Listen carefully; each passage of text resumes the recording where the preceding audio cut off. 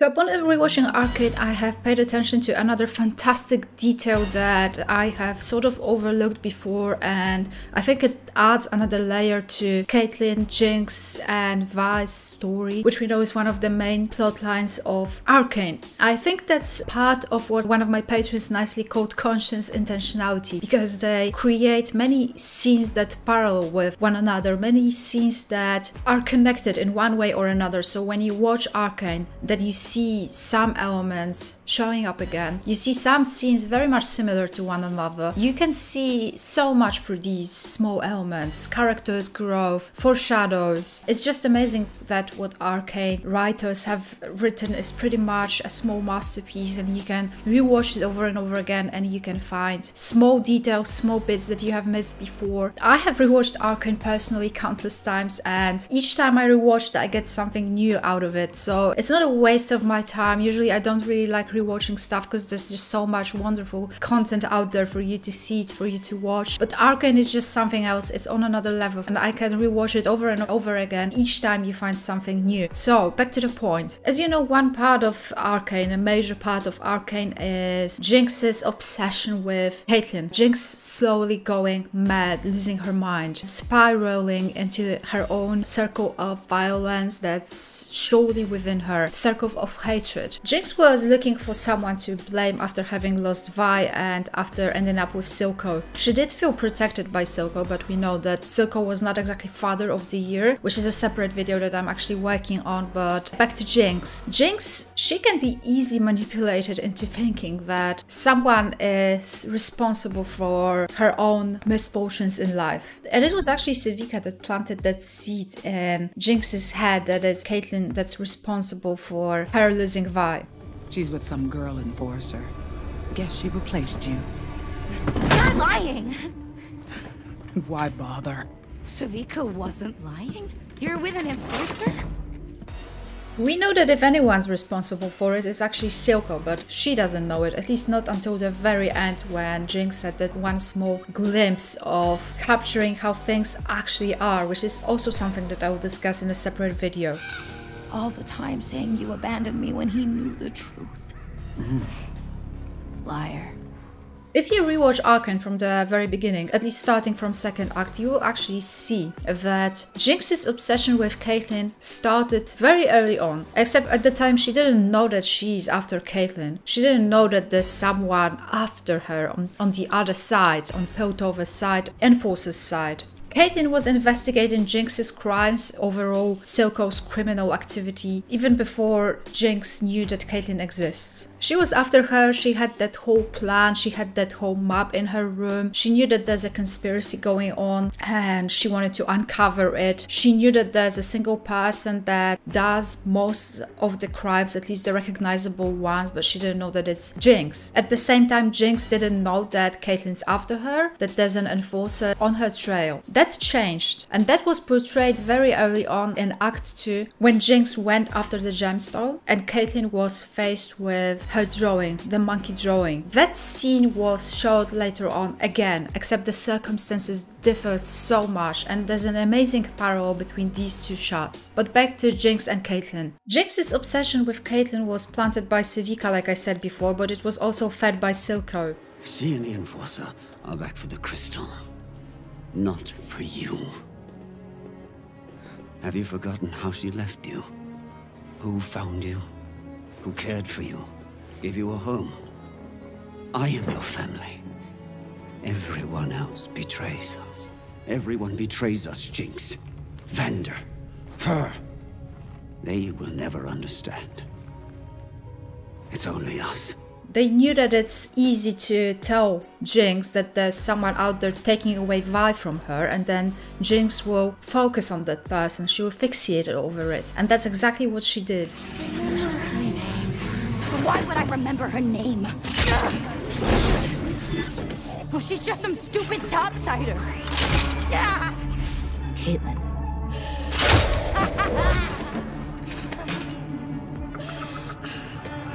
It basically shows how abusive Jinx's environment was. Especially when it comes to Silco, who was supposed to be a father figure, but he was also feeding her fears, feeding her insecurities, and feeding her hatred, instead of supporting her, instead of trying to let her grow in a healthy way and in a healthy environment. And when that idea occurred in Jinx's head that it's actually Caitlyn that's responsible for her misfortunes, she sort of delegated that responsibility away from her, the responsibility and burden of not being able to spend all these years with Vi, for being separated. She easily believed that it's Caitlyn taking away Vi from her, grabbing her away. She saw an enemy within Caitlyn. She demonized her even. She blamed her for everything that's happened to her. She blamed her for Vi not being on her side. Again, until the very last episode where she actually had some moments of sanity. Ironically, right before she actually lost it. That's also a very interesting point, because Jinx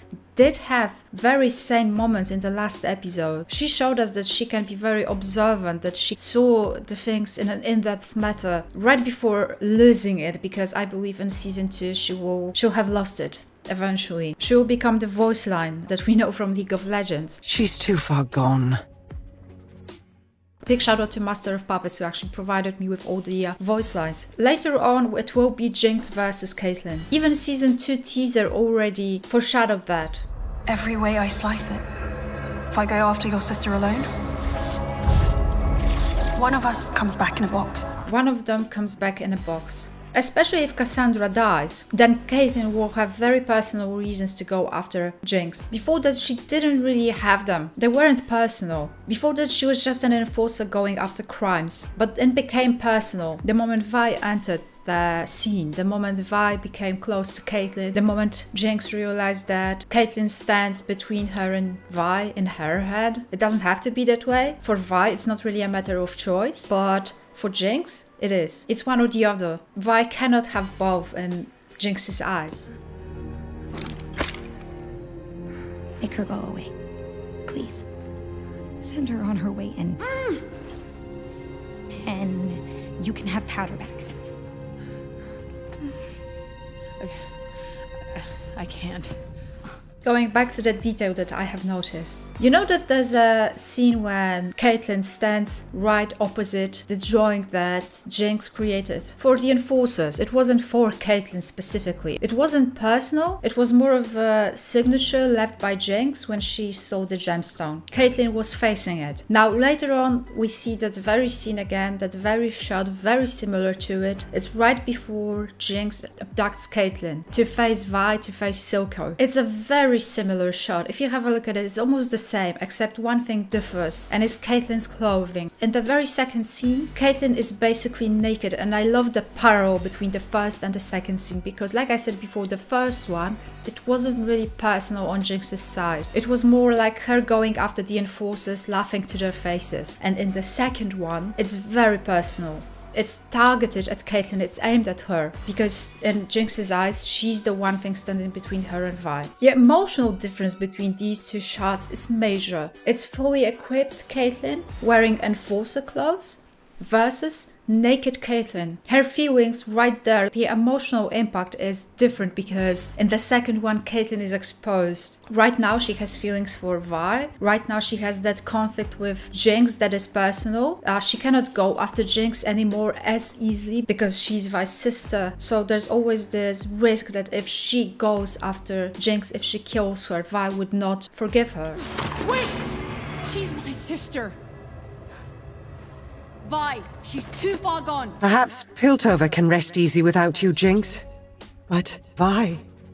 Jinx clearly went from agenda against the enforcers towards agenda against Caitlyn personally. And you can see that these two shots show that so much. The first one is a bit messy with colors all over, with Caitlyn fully equipped. Then the second one is just Caitlyn, not even wearing anything, clear colors. This time is personal. I think it's an amazing little detail that shows just how much Arcane writers pay attention to that stuff. You can rewatch it and you will find new things. Some that are foreshadows, some that are supposed to show us visually what is happening to the characters. And in this case it showed us the path that both Jinx and Caitlyn went through from a conflict that wasn't exactly focused on any personal aspect to one that is clearly aimed at personal connection between them, and how much Caitlyn is exposed in that second shot. It shows us how much has changed since that very first episode when we saw them acting against each other, towards the last episode